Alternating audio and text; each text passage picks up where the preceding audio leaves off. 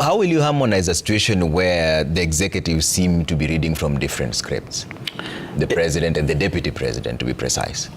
I don't think so. Sometimes it's a creation of the media, deliberate, creation of that rift. Because I think when I listen to the president and the deputy president, they are reading from the same script. Okay, so let's get practical here. Yes. What is the official government position on the shareholding? Are there some people who have more shares than others? There are two things we need to differentiate. Number one is that Kenya belongs to all of us. How you voted in the last general election is your right, really, to vote in that way. However, the people who form government are those who share the vision of the Kenya Kwanza government, the Kenya Kwanza manifesto. In terms of, for example, the people who were given opportunities to be in cabinet, to be principal secretaries, they were part of the group that really mobilized Kenyans to vote for President William Ruto and his running mate then, Rigathi Gachagua.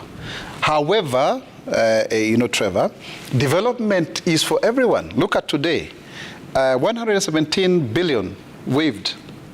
Debt from the debt that has been waived from sugar industry that affects the Nyanza region, for example. The stepping up of production of power from 2 to 8.6 megawatts in Kuja. You see, those are very progressive development initiatives, and many others the president has done in his tour of duty in that region. And it's not just that region. He was in Western. Now, all of those people may not have voted for the president. They are entitled to the share of development.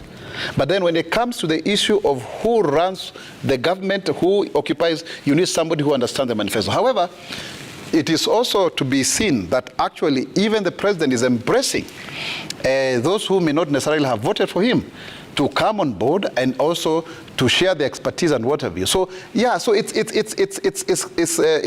an element where you have to work with the people, but nobody shall be denied an opportunity of development simply because they may not have voted for Kenya Kwanza. So you say that this share of development can be done equally, but not share of appointments. Share of appointments now becomes shareholders. But Trevor, if I can't come to Citizen TV and pretend to know how you people are running your affairs. Okay. You may invite me as a guest to explain about my vision as government spokesman, but for sure you reserve the right to admit me here. So it's kind of a way that way, because when you go hunting for these votes, you are a party.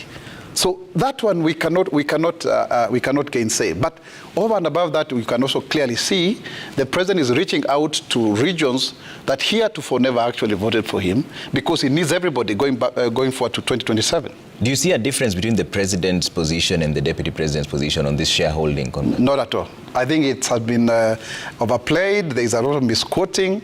And I want to say, because we saw it in the last regime, let the media not try to drive a wedge between the president and the deputy president. They are one and the same. Even today you saw, and in many other instances, they are always together. So what would be your statement on this particular issue, if it comes to you? Because your appointment took effect immediately. Yes. So you are there, the media is asking, what is the position of the government on the shareholding? I want to say clearly and categorically, every Kenya has an equal opportunity to whatever that the government has to offer. But yes, it is true that those who work with the president and the deputy president may get a priority in terms of serving in certain positions. However, at the same time as well, the president is reaching out to everyone, even those who did not vote for him, to ensure that we move forward as a country.